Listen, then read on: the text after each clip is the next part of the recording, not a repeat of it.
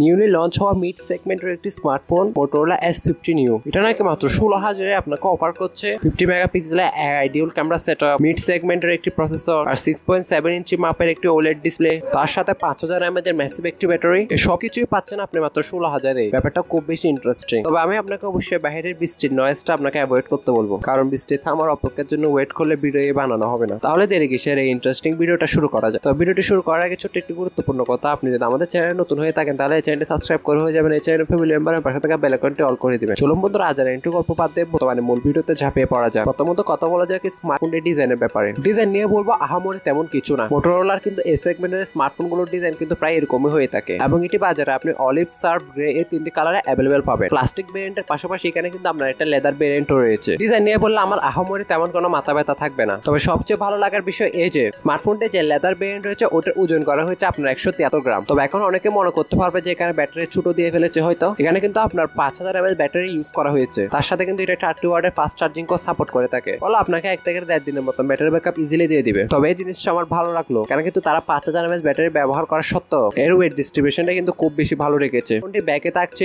ডিউয়াল camera set, even এর ক্যামেরাতে কিন্তু আপনি এক প্রকার ক্যামেরা রিংও পেয়ে যাবেন। আর এর মেইন ক্যামেরাটি হলো আপনার 50 মেগাপিক্সেলের মেইন একটি ওয়াইড সেন্সর, যেখানে আপনার অপটিক্যাল ইমেজ স্টেবিলাইজেশন রয়েছে। দেন সেকেন্ড আইতে আসলে আপনি 8 মেগাপিক্সেল একটা আলট্রা ওয়াইড দেখতে পাবেন। দেন তার সাথে একটি এলইডি ফ্ল্যাশ। আর ব্যাক ক্যামেরা আপনি সর্বোচ্চ 1080p তে 60 fps ভিডিওগুলো শুট করতে পারবেন। ক্যামেরা নিয়ে যেহেতু বললাম, তাহলে সেলফি ক্যামেরার কনসেপ্টটাও ক্লিয়ার করা যায়। এখানে ফ্রন্ট আসলে কিন্তু আপনি 32 মেগাপিক্সেল একটি সেন্ট্রাল পাঞ্চেল সেলফি ক্যামেরা পাবেন। তবে ব্যাপারটা আবার ভালো লাগলো, অন্যান্য কিন্তু স্মার্টফোন তারা দেখা যায় যে এই প্রাইস রেঞ্জের মধ্যে আপনার খুব বেশি হলে 16 মেগাপিক্সেল একটি সেলফি ক্যামেরা দিয়ে থাকে। আর কিছু ক্যামেরা স্যাম্পল অবশ্যই আপনি স্ক্রিনেও দেখতে পাচ্ছেন।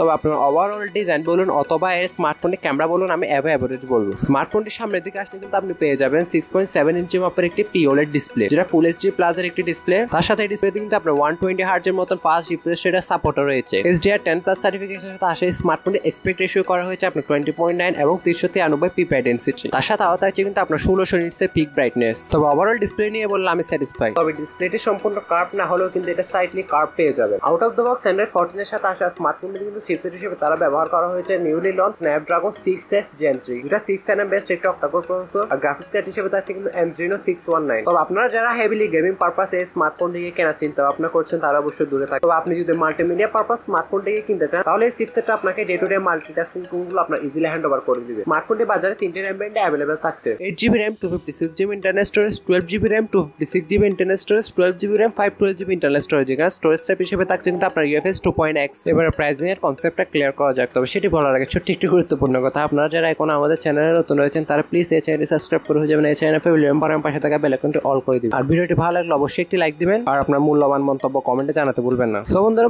স্মার্টফোনটির প্রাইস কিন্তু আপনার চায়নাতে রাখা হয়েছে 1399 চিনি ওয়ান, যেটা ইন্ডিয়ান টাকা কনভার্ট করলে অলমোস্ট 16,000 রুপিতে গিয়ে দাঁড়ায়। আর বাংলাদেশি টাকা কনভার্ট করলে অলমোস্ট 25,000 টাকাতে গিয়ে দাঁড়ায়। তাহলে অবশ্যই আপনি নিজে একটু আন্দাজ করতে পারছেন যে বাংলাদেশে স্মার্টফোনটি কিরকম প্রাইস পয়েন্টে লঞ্চ হবে। স্মার্টফোনটি বেস ভেরিয়েন্টটা কিন্তু আমরা বাজারে 25 থেকে 30,000 টাকার মধ্যে কিন্তু অ্যাভেলেবেল দেখতে পাবো। সো বন্ধুরা, ভিডিওটি এই পর্যন্ত। আশা করি সবারই ভালো লেগেছে। দেখা হচ্ছে নতুন কোনো ভিডিওতে। ততক্ষণ পর্যন্ত সবাই ভালো থাকবেন, সুস্থ থাকবেন। Take care. আল্লাহ হাফেজ। আসসালামু আলাইকুম।